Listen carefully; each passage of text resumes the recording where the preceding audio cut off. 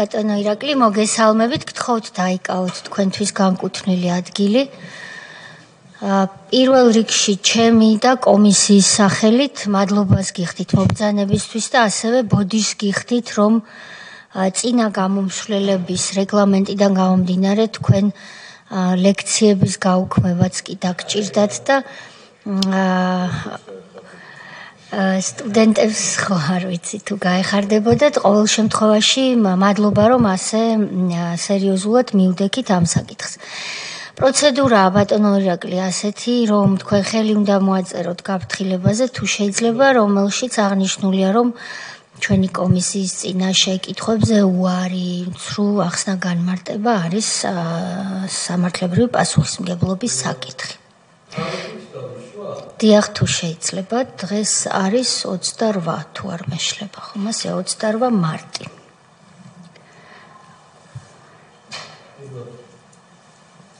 დიდი მადლობა.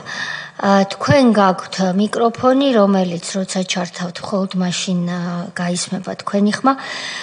მე ასეთ რამეს შემოგთავაზებდით ბატონო ირაკლი. ჩემმა თაობამ, ჩემზე უფროსმა თაობამ ძალიან კარგად იცის თქვენ ვიმბრძანდებით, როგორი კარიერული გზა განვლეთ, სხვადასხვა პოლიტიკური მაღალი თანამდებობის პირიც იყავით სხვადასხვა დროს და ჩვენი ქვეყნის ისტორიის, უახლესი ისტორიის დიდმა ნაწილმა ან თქვენს თვალწინ გაიარა, ან თქვენ უშუალოდ იყავით ამის მონაწილე. ასევე 2006 წელს კოდორის ხეობაში განვითარებულ მოვლენებთან კავშირში, როგორც მათ ჩათვალეს, მაგრამ სინამდვილეში ისე რომ არავითარი კავშირი არ არსებობდა, თქვენ წინა ხელისუფლების რეჟიმის დროს აბსოლუტურად უსაფუძვლო ბრალდებით დაგაპატიმრეს და ამის თაობაზე არსებობს სტრასბურგის სასამართლოს გადაწყვეტილება, სადაც ამ ბრალდების უსაფუძვლობა და სამარცხვინოობა არის შავით თეთრზე დამტკიცებული.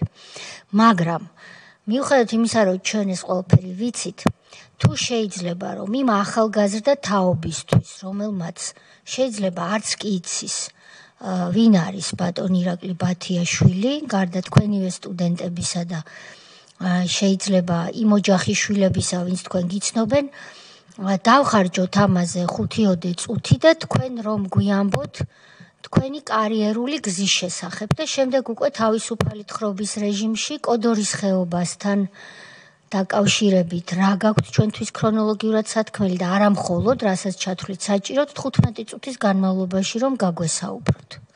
მადლობა. რაც ეხება ძალიან მოკლედ ჩემ ისე ვთქვათ ბიოგრაფიულ ძალიან მოკლედ ჩემ ბიოგრაფიულ გზას, ხა საზოგადოების დიდმა ნაწილმა იცის, რომ ეს დაკავშირებულია ეროვნულ განმანთავისუფლებელ მოძრაობასთან. ჩვენ დავიწყეთ ეს ეროვნულ განმანთავისუფლებელი დიდი მოძრაობა 80-იან წლებში, 86-7 წლებში. მე აღმოჩნდი სათავეებთან, როგორც ერთ-ერთი ლიდერი ამ მოძრაობის, მერაბ კოსტავასთან, ზვიად გამსახურდიასთან, ირაკლი წერეთელთან, გიორგი ჭანტურიასთან ერთად. და ეს ჩემთვის არის ალბათ ყველაზე ძვირფასი ფურცელი ჩვენ ცხოვრებაში. იმიტომ რომ ეროვნულ განმანთავისუფლებელ მოძრაობამ და მისმა ეს რო იტყვიან მისი განვითარების პიკმა 1989 წლის 9 აპრილმა, რომელიც იყო რა თქმა უნდა დიდი ტრაგედია, იმიტომ რომ მან ქართველი ხალხის სისხლი დაიღვარა, ჩვენი თანამემამულეების სისხლი, ამავე დროს ეს იყო დიდი მორალურ-პოლიტიკური გამარჯვება ჩვენი ხალხის, რამაც საბოლოოდ შეუქცევადი გახადა საქართველოს დამოუკიდებლობის მოპოვება. ამის შემდგომ მე უკვე შემდგომი ისეთი მნიშვნელოვანი მომენტი ჩემ ცხოვრებაში იყო, როდესაც 92 წელს მე დავენიშნე საინფორმაციო სადაზვერვო სამსახურის თავმჯდომარე ძალიან რთულ პერიოდში და მე დამევალა არსებული ძველი უშიშროების კომიტეტის, ეგრეთ წოდებული ავადსახსენებელი კგბ-ს გაუქმება, დაშლა. პრაქტიკულად მე მიწევდა სხვებთან ერთად მუშაობა ამაზე, რომ დაგვეშალა ეს სახელმწიფო უშიშროების კომიტეტი, რომელიც ფუნქციონირებდა თვით იმ პერიოდში დამოუკიდებლობის აი როცა გამოცხადდა 91 წელს დამოუკიდებლობა საქართველოსი მაშინაც კი ხელშეუხებელი დარჩა სახელმწიფო უშუალოების კომიტეტი ის ფინანსდებოდა პირდაპირ მოსკოვიდან რო იცოდეთ და რა თქმა უნდა საიდანაც ფინანსდებოდა მათ დაკვეთებს ასრულებდა ამიტომ მე ეს ძალიან რთული საქმე დამევალა სრული რეორგანიზაცია დაშლა უშუალოების კომიტეტის და მის საფუძველზე დამოუკიდებელი საქართველოს დამოუკიდებელი სპეცსამსახურის ფორმირება საინფორმაციო სადაზვერვო სამსახურის თუმცა აქ მე მინდა აღვნიშნო სადაც ძირითადი ბირთვი იყო პროფესიონალები, ძალიან სერიოზული პროფესიონალები, ძველი რო იტყვიან, ამათ დაემატა ახალი კადრები, რა თქმა უნდა, ნიჭიერი ახალი კადრები დაემატათ და თუმცა ამ საქმეში მე ძალიან მეხმარებოდა მაშინ ამერიკის შეერთებული შტატები, მაშინ ისინი არ იყვნენ ესე აქტიურად შემოსული ყველა სფეროში, აი ამ მიმართულებით იყვნენ, CSS-ის წარმომადგენლები აქტიურად მეხმარებოდნენ ამ ფორმირებაში. შემდგომ აი ეს დაიწყო ეს აფხაზეთის ომი და მე პრაქტიკულად მიწევდა სულ აფხაზეთში ყოფნა, იმიტომ რომ წყდებოდა ჩვენი ქვეყნის ბედი, ეს იყო სამამულო ომი. ჩვენ წინააღმდეგ დაიძრა ჩვენი ინტერფრონტი, რომლის მობილიზება რუსეთმა გააკეთა, სულ რუსეთის მოქალაქეები იყვნენ, ყველა მოხალისეების დაქირავებულებიც, ესე იგი პირდაპირ მათი რეგულარული ნაწილები, კაზაკები, ჩეჩნები და რა ვიცი, ეს უზარმაზარი ძალა 15% შეადგენდა ამ ძალის მხოლოდ რასაც ჩვენ ესე იგი აფხაზები თვითონ ამ ძალის სულ რაღაც 15% შეადგენდა, ეს უცხო ძალა, მისი ინტერვენცია, აი იქ მიწევდა, რა თქმა უნდა, ომში ყოფნა, გადამწყვეტ მომენტებში მე მიწევდა ფრონტის წინა ხაზზე ყოფნა, რომ შთამეგონებინა და ისე როგორც სხვებს რაღაც გული მიგვეცა ჩვენი მებრძოლებისთვის, თუ სხვა გზა არ იყო, ამ დროს შენ სკამში სავარძელში ვერ დაჯდებოდი. და აი სამწუხაროდ წელიწადი და რამდენიმე თვის მერე ეს ყველაფერი ესე საშინელი ტრაგედიით მარცხით დამთავრდა. თუმცა დასაწყისშივე მე მინდა გითხრათ, რომ როცა წყდებოდა რკინიგზის დაცვის მიზნით აფხაზეთში ჯარის შეყვანა, ვიწრო სხდომაზე ეს დაოქმილია, ყველაფერი ცნობილია. მე და უმეტესობა მომხრე იყო ამის. მე მაშინ მახდა ავთანდილ იოსელიანი, ის იყო აფხაზეთის საინფორმაციო სადაზვერვო სამსახურის თავმჯდომარე, ჩვენ კატეგორიული წინააღმდეგი გამოვედით მაშინ ჯარის შეყვანის, იმიტომ რომ თქვით, რომ ამას ელოდება სწორედ ეხა ჩვენი მტერი, ამას ელოდება რუსეთი, ეს არის შეტყუება იქნება ეს ჩვენი და ეს დამთავრდება ტრაგიკულად და რა თქმა უნდა ცუდად. მაგრამ ნუ სამწუხაროდ ესე მოხდა და მე ეხლა ომში რო ხარ, უნდა შენი სამშობლოს დასაცავად იომო და მე თავიდან ბოლომდე, ბოლო წუთამდე ვომობდი იქა და მე უკვე მინდა გითხრათ, რომ ჩემი შემდგომი ესე რომ ვთქვათ, მოღვაწეობა დაკავშირებული უკვე საპარლამენტო საქმიანობასთან, 2 მოწვევის პარლამენტის დეპუტატი ვიყავი, თავდაცვის და უშროების კომიტეტის თავმჯდომარე ვიყავი 2000-იან წლებში ვარდების რევოლუციამდე, ეგრეთ წოდებულ ვარდების რევოლუციამდე და ვყურირებდი ძალიან მნიშვნელოვან პროცესებს, პროგრამებს, როგორც იყო წვრთნის და აღჭურვის პროგრამა და ასე შემდგომ. და მე რა ხდება იცით აი ეს სახელმწიფო გადატრიალება რომ მოხდა, რომელსაც ვარდების რევოლუციას უწოდებდნენ, მე თავიდანვე ძალიან ძაფრად დაუპირისპირდი ამას, იმ წუთიდან, როდესაც ისინი შემოვარდნენ, საერთოდ ეს ჩემთვის იყო აბსოლუტურად მიუღებელი, როცა შემოვარდნენ პარლამენტში და აი მაგიდებზე რომ დახტოდნენ, მე ვიყავ გაოგნებული ვიყავი მაშინ რაც ხდებოდა, აი მაშინ იმ წუთშივე მე ჩემ თანა მოაზრეებთან ერთად ძაფრად დაუპირისპირდი, მაშინ მე მოვითხოვე ეს არის კადრები პირდაპირ მოვითხოვე ყველა გასულიყო ვინც არ იყო დეპუტატი, საერთოდ ბევრმა დატოვა იქაურობა, შეშინდნენ რაღაცნაირად დატოვეს, მაგრამ მე მოვლენები ეს ეტყობა უკვე რაღაც მანქანა იყო ჩართული, განვითარდა ესე ჩვენი ბედის წერა იყო, როდესაც მოვიდა ეს ძალა, ავანტურისტული ძალა ხელისუფლების სათავეში და მე თავიდანვე ძალიან კრიტიკული განცხადებებით გამოვდიოდი ტელევიზიით, პრესით, ვამბობდი რომ ხარდება ძალიან ესეთი სასტიკი ავტორიტარული რეჟიმი, თუმცა მათ ეგრევე დაიწყეს თქვენ ყველას კარგად გახსოვთ ეს რეპრესიული სერიები, რეპრესიული ქმედებები, ტელევიზიების მიმართ, ბიზნესის მიმართ, დაჭერების მთელი ეს კამპანიები და მე თავიდანვე დაპირისპირებული ვიყავი მათთან. ასე რომ თქვა თუ შეიძლება სიტყვას სამიზნეზე ვყავდით, შეიძლება მიზეზსაც და საბაბსაც ეძებდნენ ჩემ დასაჭერად, მე ახლა წყაროები მყავდა მაშინ ძველ იგივე უშიშროების ხალხში და ვიცოდი რომ მუდმივად მithვალთვალებდნენ, ასე რომ თქვა და მაგრამ რაც ეხება ახლა ჩვენ რაც ალბათ გვაინტერესებს, იმიტომ რომ მე მინდა ეს მოვლენა კოდორის ხეობის კრიზისი რაღაცნაირად კი არა, აი დავაკავშირო სწორედ აგვისტოს ომის მოვლენებს და იქიდან დავინახოთ ეს რა იყო ეს კოდორის ხეობის კრიზისი. ანუ, როდესაც მიიღო სააკაშვილის რეჟიმა და მიხეილ სააკაშვილმა და მისმა გარემოცვამ ეს გადაწყვეტილება მონადირის ბატალიონის დაშლის შესახებ. მონადირის ბატალიონი იყო ადგილობრივი კოდორის ხეობის ადგილობრივი მოსახლეობიდან დაკომპლექტებული, ეგრეთ წოდებული მოხალისეებიდან დაკომპლექტებული ბატალიონი და მონადირის ბატალიონს თელ კოდორის ხეობის მოსახლეობასთან ერთად, რომელიც ჩამოაყალიბა ეს მონადირის ბატალიონი სწორედ ემზარ კვიციანმა ჯერ კიდევ ომის დროს და ამ მონადირის ბატალიონს თელ კოდორის ხეობის ადგილობრივ მოსახლეობასთან ერთად ჰქონდა გადამწყვეტი წვლილი სწორედ კოდორის ხეობის შენარჩუნებაში.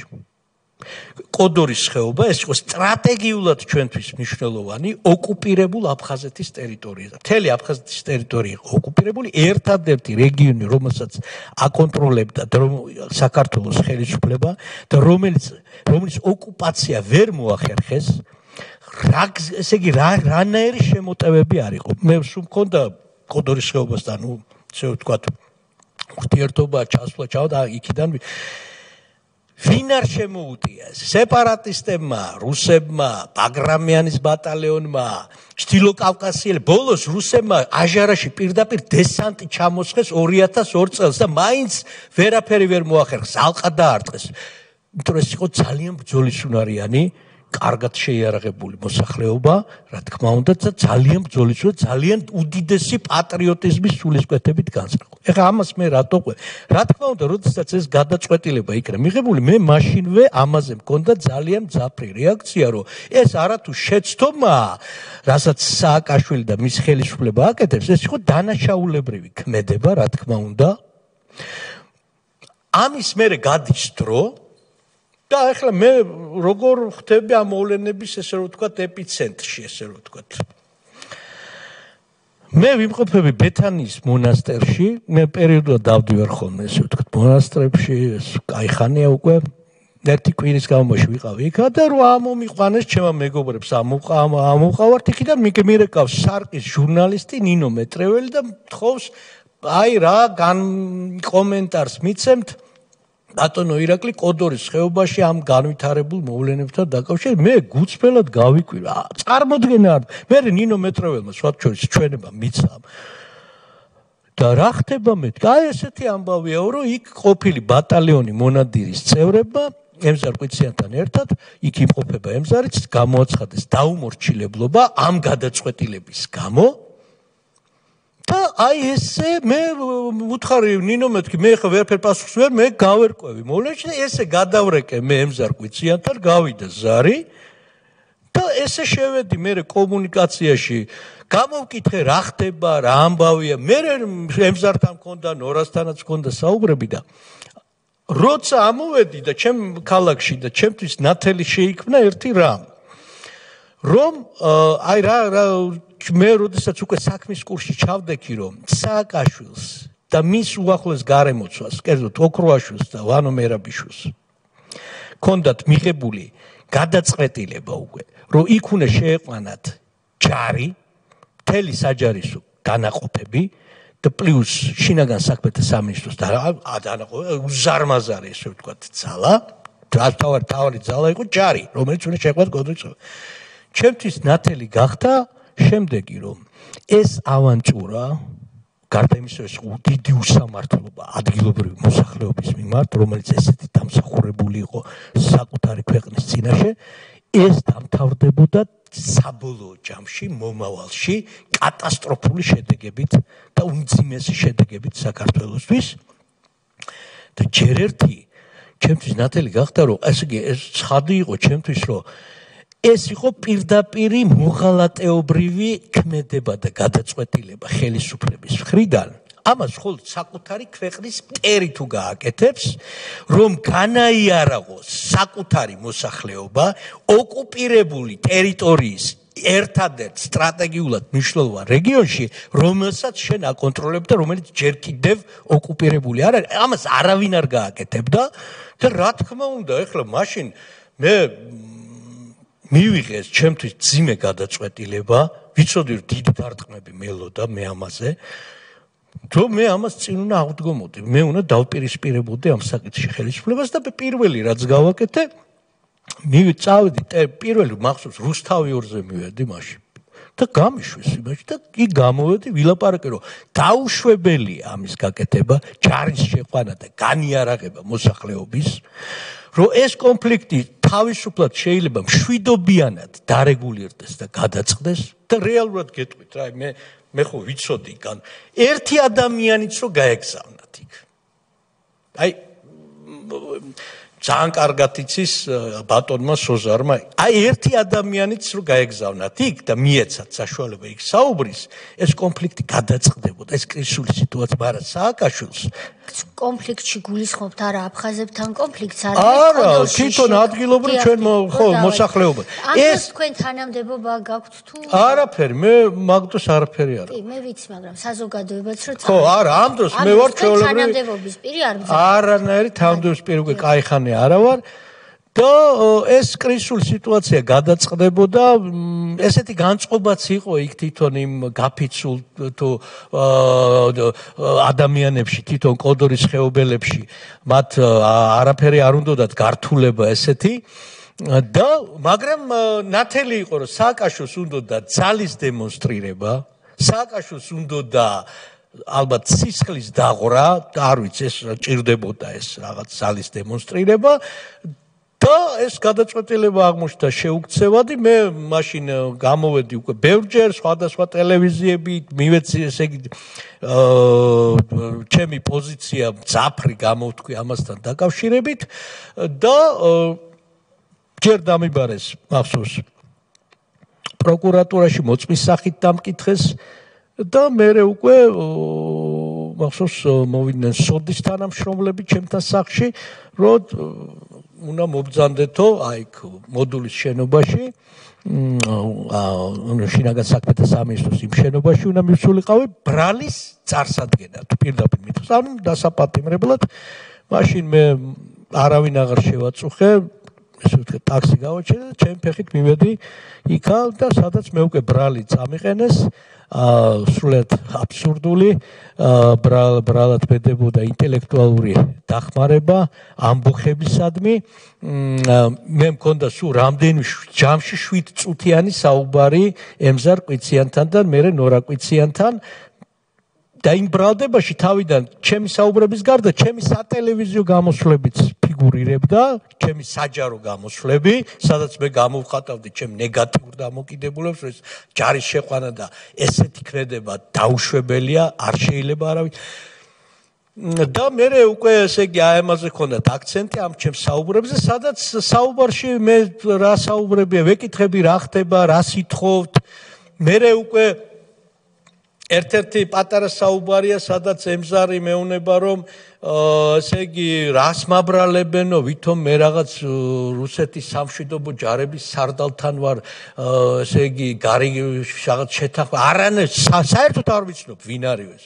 წარმოდგენა არ მაქვს და მე მეუნება ისე არის აქ ხალხი გულგატეხილიო, რომ იძახიან აღარაფერი არ გვინდაო და ამასთან დაკავშირებით მე მეუნები, კაი, გამაგდით.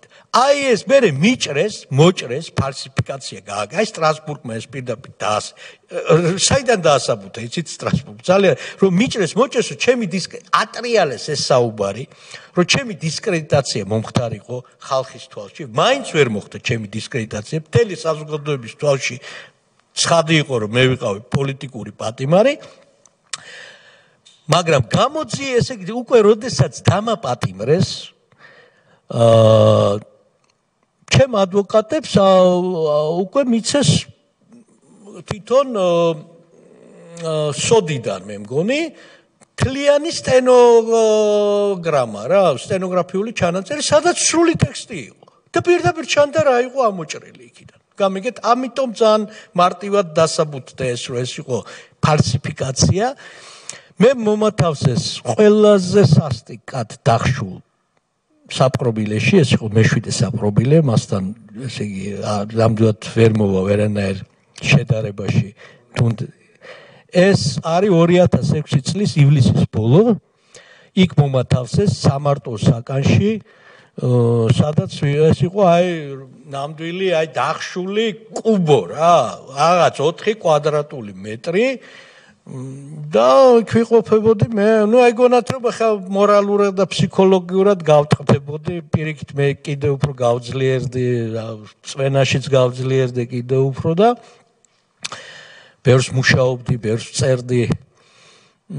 და მე უკვე წელიწადი და ერთი თვე იყვავდით, მე გადამიყვანეს უკვე ზონაში, ავჭალის ზონაში, რაღაც ხანი. აი ესე ეხლა რაც მე მინდა ეხლა ყურადღება გავამახვილო რაზე. რა ხდება ცხადი უკვე აგვისტოს ომის გადასახედიდან. ეს მე ჰიპოთეზებს კი არ ვამბობ რაღაც წიაღსვლებს. მივყვეთ ფაქტებს. ესე იგი, რა მოხდა? მოხდა ჯარის შეყვანა კოდორის ხეობაში. მოსახლეობის სრული განიარაღება, ხო ესეა? იქა იქ შეიყვანეს ჯარი, მე იდგა იქ მე-5 ბრიგადა, ზოგიერთი იძახდა იქ ჯარი არ იდგა. მე-5 ამის დადასტურება არის უმარტივესი. მე-5 ბრიგადა, იქ იდგნენ შინაგან საქმეთა სამინისტროს სპეცდანიშნულების დანაყოფები, საკმაოდ ეს მას მერე რაც შეიყვანეს. და ანუ ამ შეყვანით ჯარის პლუს. მაშინ მათ დაარღვიეს 94 წლის ცეცხლის შეწყვეტის, ახლა რა არის, მან პირველია რომ განაიარაღეს მოსახლეობა, მეორე დაარღვიეს ცეცხლის შეწყვეტის ხელშეკრულება 94 წელს დადებული აფხაზეთის ომის მერე უკვე დადებული ცეცხლის შეწყვეტის ხელშეკრულება, ვინაიდან ამ ხელშეკრულების თანახმად არც ერთ მხარეს იქ საჯარისო დანაყოფების შეყვანის უფლება არ ქონდა. გამიგეთ? ეხლა ნახეთ რა ხდება. მალევე აი ეს მოხდა ივლისში, ეს ჯარის შეყვანა, აგვისტოს სექტემბერში, მე მგონი 2006 წლის ეგრევე რუსეთმა გაიტანა გაეროს უშიშროების საბჭოს, მაგდროს მე უკვე ციხეში ვარ და იქ გაზეთებში ყველაფერს ახლა ინფორმაციას მაინც ვეცნობოდი. გაეროს უშიშროების საბჭოზე გაიტანა რეზოლუციის პროექტი, ზუსტად ამის კოდორის ხეობაში დაირღვა ცეცხლის შეწყვეტის ხელშეკრულება და მთელი უცნაურობა ის იყო, იცით რომ თითო მუდმივ წევრს შეეძლო ვეტო დაედო, არავინ არ დაადო ვეტო, ეს რეზოლუცია იქნა მიღებული, საქართველოს მხარემ დაარღვია ცეცხლის შეწყვეტის ესე იგი ცეცხლის შეწყვეტის ხელშეკრულება. ეხლა ნახეთ რა არის, აგვისტოს ომი. აგვისტოს ომში რუსეთი მიზნად ისახავდა, რა თქმა უნდა, შემოჭრას ერთი მხრივ. სწორედ ცხინვალის რეგიონიდან და ცხინვალის რეგიონის და შიდა ქართლის ტერიტორიის, ასე ვთქვათ, აღებას. მას სჭირდებოდა მაპროვოცირებელი საბაბი და ეს მიცა მაშინ, ასე ვთქვათ, მაშინდელმა ხელისუფლებამ. მაგრამ ასევე სტრატეგიულად მნიშვნელოვანი რუსეთისთვის უკვე დიდი ხანია სტრატეგიულად მნიშვნელოვანი იყო, რომ როგორმე აეღო აი ეს კოდორის ხეობა, რომელიც იყო ერთადერთი სოლივით შეჭრილი აფხაზეთის ოკუპირებულ ტერიტორიაზე. ამიტომ რუსეთისთვის რა იყო აუცილებელი სასიცოცხლოდ? პირველი მოსახლეობის განიარაღება, რომ მოსახლეობა უნდა ყოფილიყო განიარაღებული, იმიტომ რომ პრობლემა იქნებოდა მათთვისაც სეპარატისტებს ნებისმიერი ძალისთვის პრობლემა იყო კოდორის ხეობის აღება, ვინაიდან მოსახლეობა იყო ძალიან კარგად შეიარაღებული, ძალიან ბრძოლისუნარიანი იყო. ყოველ შემთხვევაში მათთვის დიდ სხვებთან იქნებოდა ეს დაკავება. ამიტომ მათ ჭირდებოდათ განიარაღება მოსახლეობის, კოდორის ხეობის, მეორე ჭირდებოდათ საბაბად, რომ ცეცხლის შეწყვეტას ჩვენ კი არ ვარღვევთ ხელშეკრულებას 94. ეს უკვე დარღვეულია ქართული მხარის მიერ, აი ეს ჭირდებოდათ, ეს ორი რამ და ეს ორი წინა პირობა, რომ იტყვიან საჩუქრად მიართვა 2006 წელს მაშინდელმა ხელისუფლებამ, სააკაშვილის ხელისუფლებამ, მოსახლეობაც განაიარაღეს კოდორის ხეობაში და პლუს გამოვიდა ისე, რომ ესე იგი მაშინ ცეცხლის შეწყვეტის ხელშეკრულება იქნა აქეთ მხრიდან დარღვეული. აი ეს ორი რამე, ეს ორი პროვოკაციული საბაბი ჭირდებოდა რუსეთს, მაშინ რომ აეღო კოდორის ხეობა და მაშინ რუსებმა და სეპარატისტებმა 2008 წლის აგვისტოში კოდორის ხეობა აიღეს ყოველგვარი წინააღმდეგობის გარეშე. ამხელა ძალა იდგა იქ, მთელი მეხუთე ბრიგადა, მთელი დანაყოფები, უზარმაზარი შეიარაღება. ესე იგი ყველაფერი ეს ჩატოვეს იქა და ისე რომ აქეთა მხრიდან ერთი ტყვია არ გასროლილა, ესე ხონჩით მიართვეს მტერს კოდორის ხეობა. აი მე მინდა რომ აი ამ რაკურსით, ესე რომ ვთქვათ, თან ეს ყველაფერი არის ფაქტობრივ, ესე რომ ვთქვათ, მოცემულობებზე დაფუძნებული, აი ესე გავიაზროთ ეს მოვლენა, რაც მოხდა. დიახ. მადლობა ბატონო ირაკლი, მოგესალმებით კიდევ ერთხელ. რა რაოდენობის მოსახლეობა იყო იქ ადგილობრივი, რომელიც ამდენი ხნის განმავლობაში გაურობას უვლიდა, პატრონობდა და ერთმანეთის იმედზე იყვნენ? კოდორის ხეობაში დიდი რაოდენობის მოსახლეობა არ იყო, დაახლოებით მე ხა ეს ზუსტად მიჭირს თქვა, მაგრამ მე მგონი იქნებოდა ესე ესეთ 10,012 რაღაც ესეთი რაოდენობა. სოზარ გაცილებით ნაკლები 800 ოჯახი დაახლოებით. ხო, არა 10,000-მდე მახსოვს დაახლოებით მე. არა, დაახლოებით 10,000 ოჯახი იყო შესაბამის 4-ზე რო გამრავლოთ. არა, ბატონო ირაკლი, სულ 35,000 სვანი დადის მსოფლიოში და შესაბამისად გაცილებით ნაკლები. ესე იგი მე არასწორად მახსოვს, კი ბატონო. მადლობა. დავამატებდი ბატონო არ დაგავიწყდეთ, რას კითხულობდით. რაც ბატონმა ირაკლიმ ბრძანა, იმას ალბათ უნდა დავამატოთ ისიც, რომ გარდა ბრძოლის უნარიანობისა, გარდა შემართებისა, გამოცდილებისა, ადგილობრივი სოფლების და არეალების ცოდნისა, ამ ხალხს ასევე ეხმარებოდა რელიეფიც. რა, მაგრამ გადამწყვეტი იყო ლანდშაფტი, თვითონ რელიეფი, რა თქმა უნდა. სადაც ასეთი გამოთქმაც იყო სვანეთში დიდხანს, რომ ის დიდი ომი, რასაც შეიძლება ვერ მოიგებ ველზე, აქ შეგიძლია მოიგო და ნებისმიერი მტერი მოიგერიო, ისეთი რელიეფია. აბსოლუტურად ესმის ეგრე იქნებოდა. ჩვენს ისტორიაში ბევრი ომები არის, რომელიც რელიეფის გამო არა, გადამწყვეტი ერთ-ერთი ორი ფაქტორი იყო, ბრძოლის უნარიანობა და რა თქმა უნდა რელიეფიც იყო, რა თქმა უნდა. და შემდეგი კითხვა მქონდა, ალბათ შეიძლება ჩვენს კოლეგებსაც აქვს ეს კითხვა. თქვენი მოსაზრება რატო იყო გადარქმეული კოდორის ხეობაზე ზემო აფხაზეთის სახელი? თქვენ აი შეფასება თქვენი თუ შეიძლება? ეს იყო გარკვეული თავიდან ბოლომდე პიარ ნაბიჯი, ესე რომ ვთქვათ, რომ ამით ჩვენებიათ, რომ ვითომ რაღაც უკვე აფხაზეთის ძალიან დიდ ნაწილს თითქოს და ვითომ საქართველოს ხელისუფლება უკვე აკონტროლებდა. მე ესე ვფიქრობ. კოდორის ხეობა ყოველთვის ერქვათ დალის ხეობა, კოდორის ხეობა, ესე იყო ისტორიულად, თვითონ ადგილობრივ ზემო აფხაზეთის ტერმინი არ არსებობდა. რა თქმა უნდა, კოდორის ხეობა არის აფხაზეთის შემადგენელი ნაწილი, ყოველთვის ესე იყო, ისე როგორც აფხაზეთი იყო ყოველთვის საქართველოს შემადგენელი ნაწილი. ესე იგი, კარგით, მადლობა.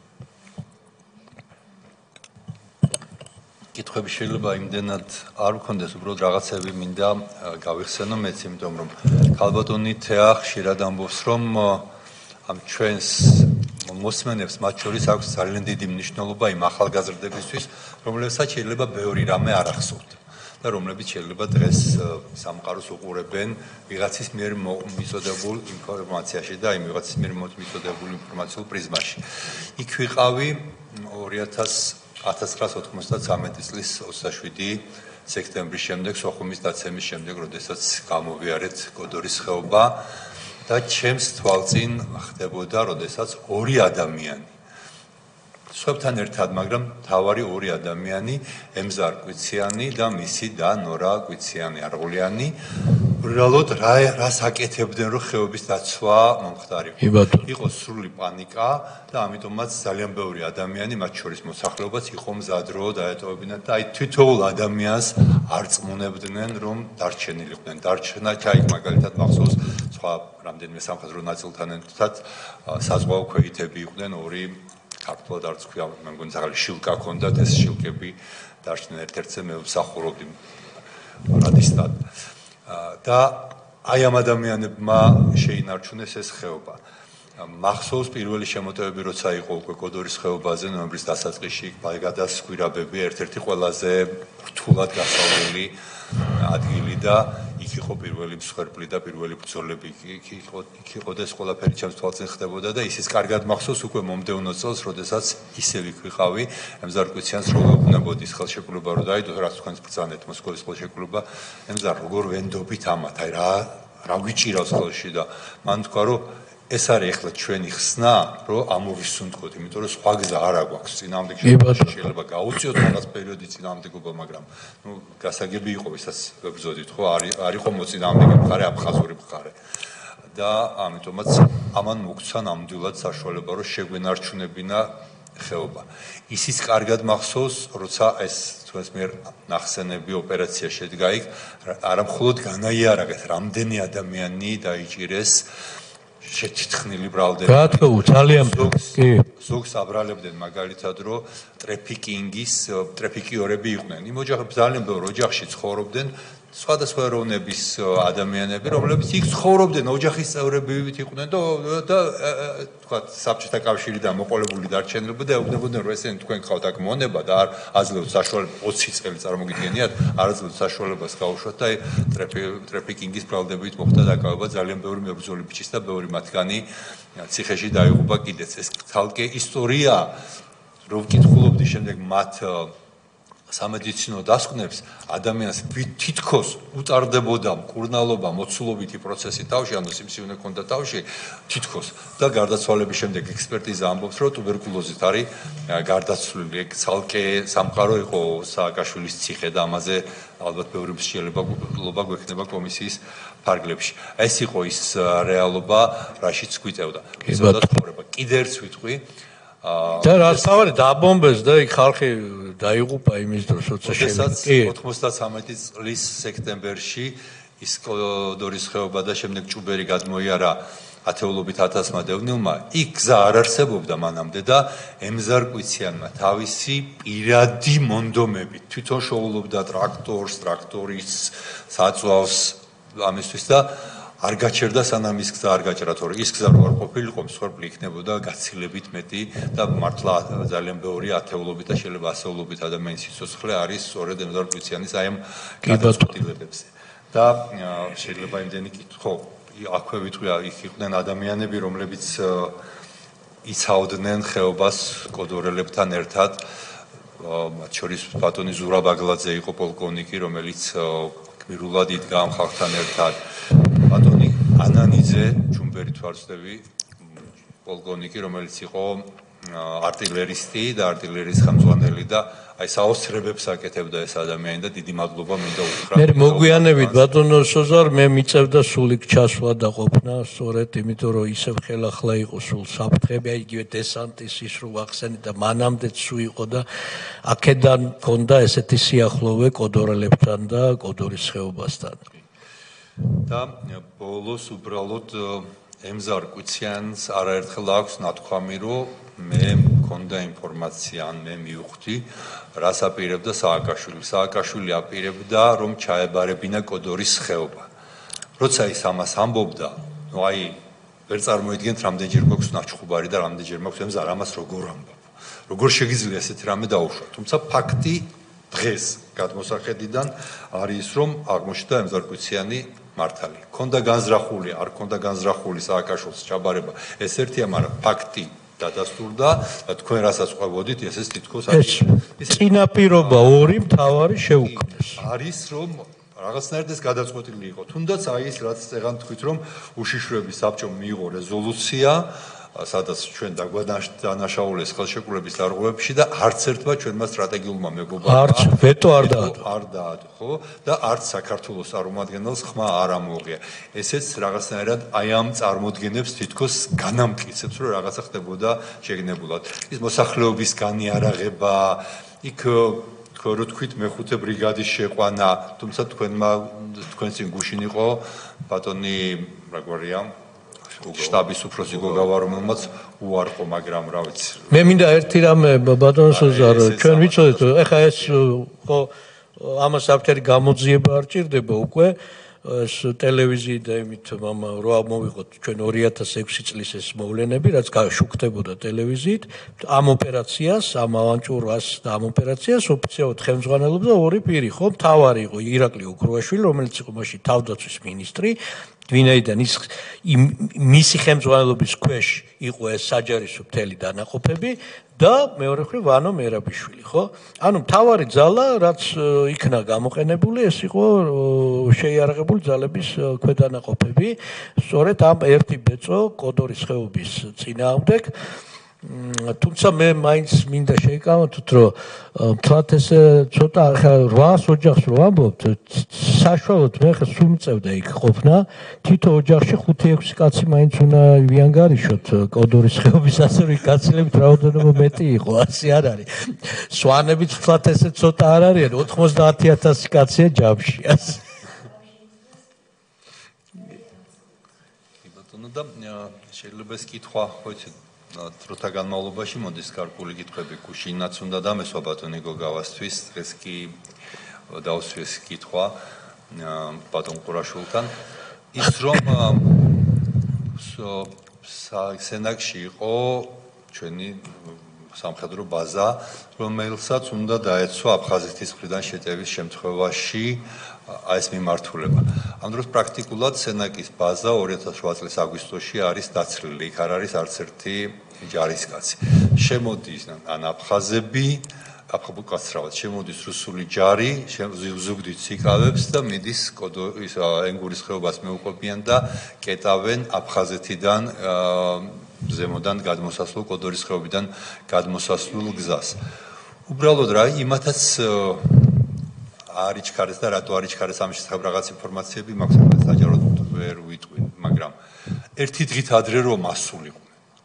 პრაქტიკულად გამოვიდოდა, რომ დაახლოებით ის 3000 ჯარისკაცი არ აქვს მნიშვნელობა, ეს იყო შინაგან საქმეთა სამინისტროს ნაწილები თუ თავდაცვის სამინისტროს ნაწილები, ექცეოდნენ სრულიად ალყაში, ვერც ერთი ჯარისკაცი იქიდან ვერ გამოვიდოდა. ესეც უბრალოდ რო იცოდეს ჩვენმა მაყურებელმა რა დონის პასუხისგებლობას ჰქონდა ადგილი აფხაზეთის ომის უკაცრავად 2008 წლის ომის პერიოდში.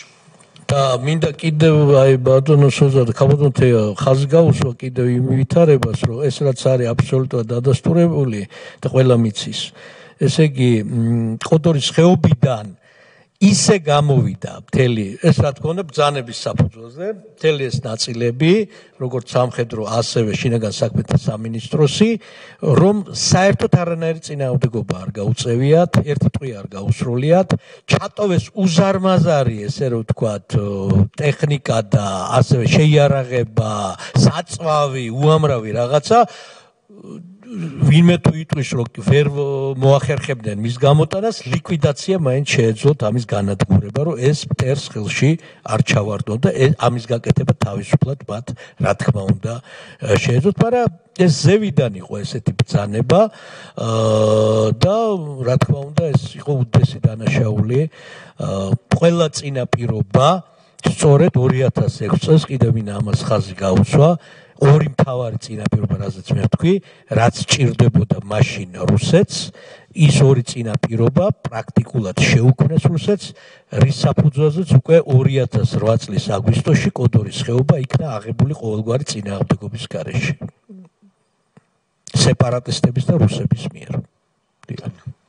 ჩვენ სწორედ იმ მიმართულებას ვცდილობთ გამოვიკვლიოთ, ვიკვლევთ, რომ აქ ითქვა გუშინ წინ სხვადასხვა გამომცვლელის მიერ, რომ მინიმუმ ორჯერ 2008 წლის აგვისტოს ომამდე 2004-ში და 2006-ში თავიდან იქნა აცილებული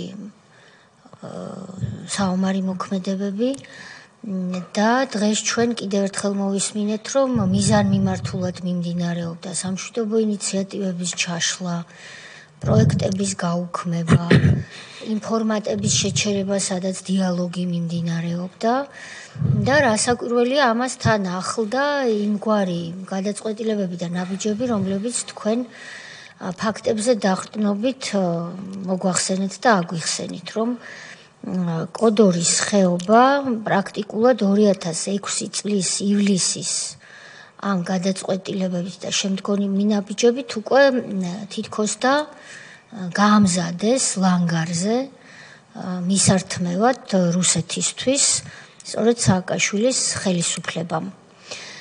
ეს არის ჩვენი ერთ-ერთი მნიშვნელოვანი მიმართულება, რასაც ვიკვლევთ.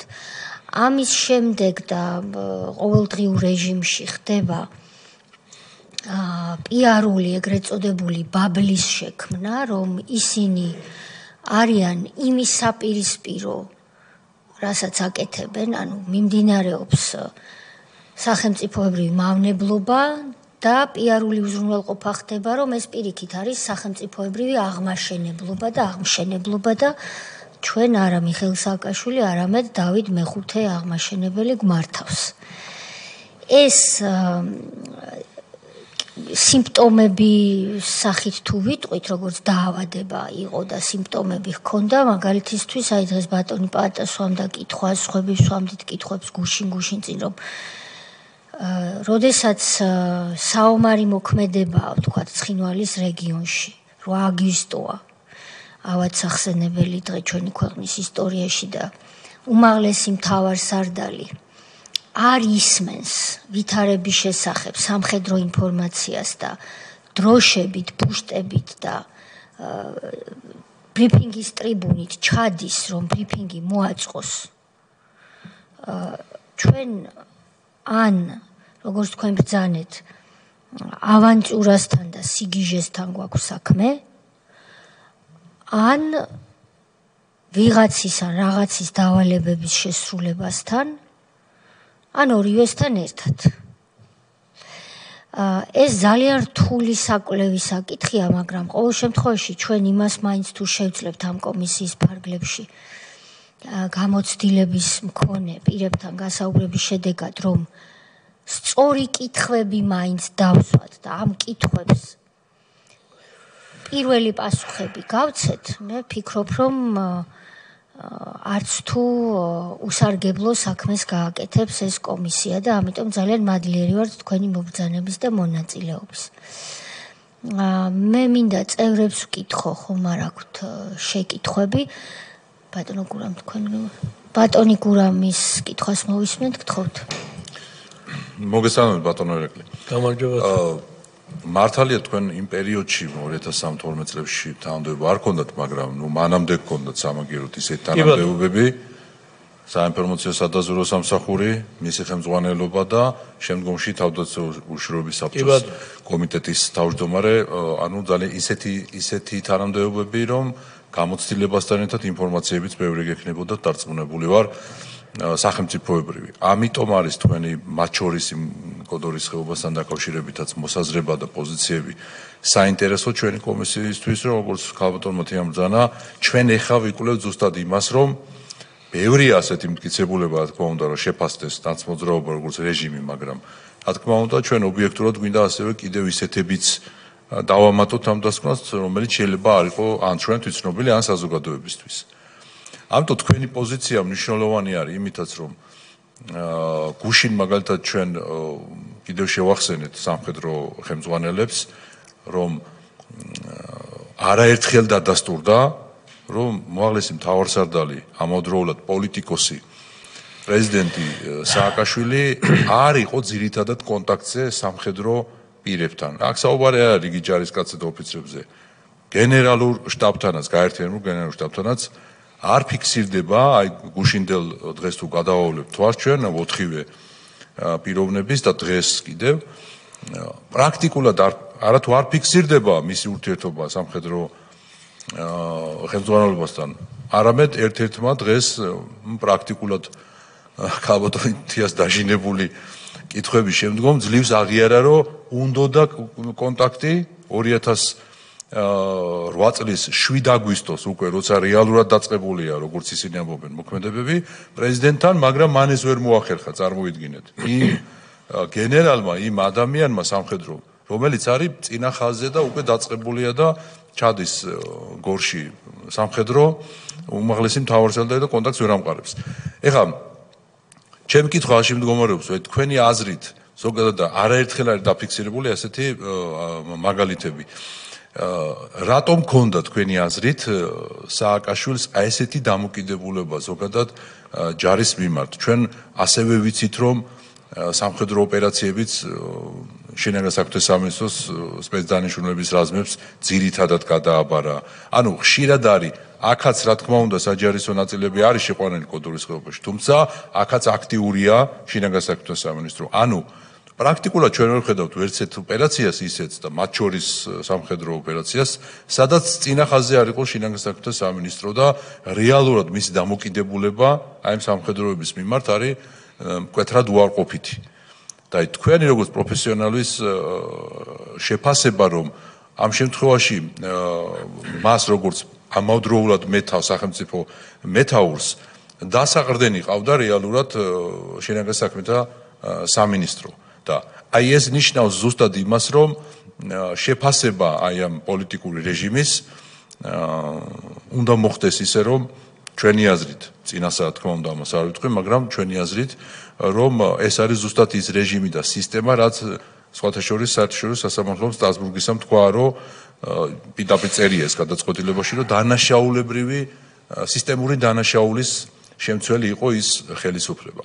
და რატო შეიძლებოდა რომ ქონოდა პრეზიდენტ სააკაშვილს ასეთი დამოკიდებულება სამხედროების მიმართ და აი რაც ჩამოთვალე ახლა რომ ეს ჩანდა თქვენც ესე გეჩვენებათ თუ შეიძლება ახლა რაღაც ჩემ პირადი შეხედულებაა და თქვათ ვცდებია იმაში. ну, როცა ვლაპარაკობთ შეიარაღებულ ძალებზე და თავდაცვაზე,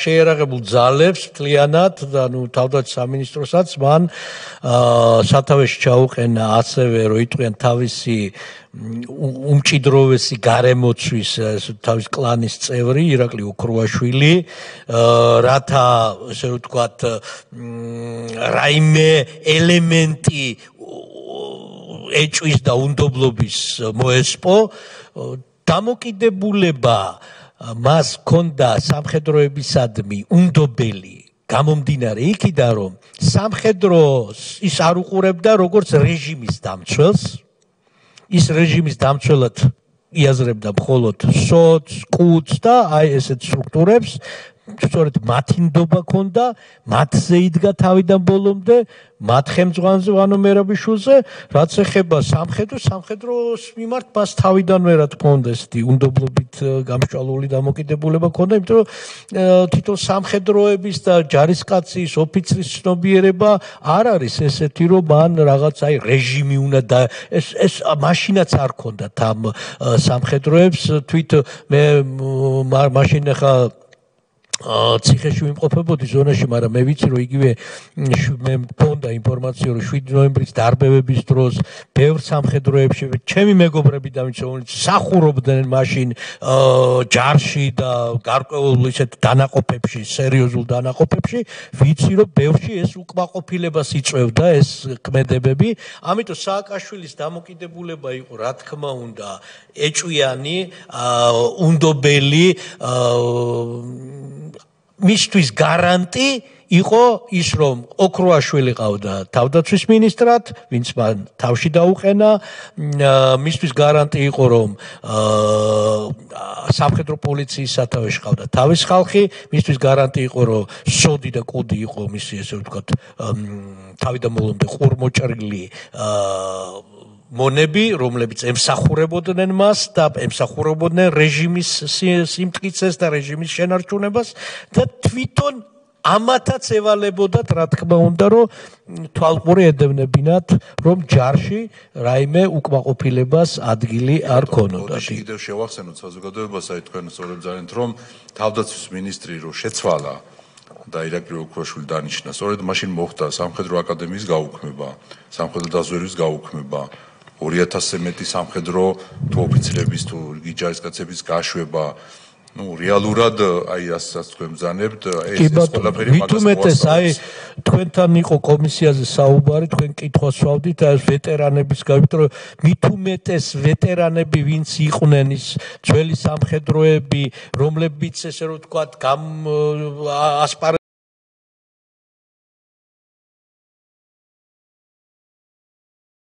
ჯარში და ასე შემდგომ და ზოგს ომი ქონდა ბევრს გავლილი, რა თქმა უნდა მათ მიმართ მას უნდობლობა ქონდა, ამიტომ დაიწყეს ის ჯარში იგივეს გაკეთება, რაც გაკეთებაც დაიწყო, ვთქვათ, ჩარეცხვა დაიწყეს ტოტალური პროფესურის უნივერსიტეტებში და ასე შემდგომ, ახლა მე კარგად მახსოვს ეგეც ყველაფერი, როგორი წმენდა მიდიოდა, ასე ვთქვათ.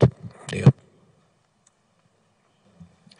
ბატონო ირაკლი, თქვენ ხომ არ ისურვებდით რაიმეს დამატებას? არა, მე აი მინდოდა ზუსტად აი ამ კუთხით მომეწოდებინა ეს ჩემი ანალიზი და ინფორმაციები კოდორის ხეობის კრიზისთან დაკავშირებით, რაშიც მე ღრმად ვარ დარწმუნებული, რომ ეს სწორია, ესეთი კუთხით ანალიზი და ესეთი კუთხით განხილვა ყოველივე ამის. დიდი მადლობა მოწვევისთვის. მადლობა, თქვენ მართლაც ვერავინ იტყვის, რომ 2008 წლის აგვისტოს ომი იყო მხოლოდ რამდენიმე დღის საკითხი, ეს იყო მრავალწლიანი პროცესი და ჩვენ რა თქმა უნდა ამას გავაანალიზებთ. მადლობა თქვენ დახმარებისთვის და სამშობლოსათვის მსახურებისთვის. დიდი მადლობა, გაიხარეთ, იცოცხლე. მადლობა, ჩვენ 2 წუთი გამოვაცხადოთ ტექნიკური შესვენება და გთხოვთ გათიშოთ პირდაპირ ეთერი.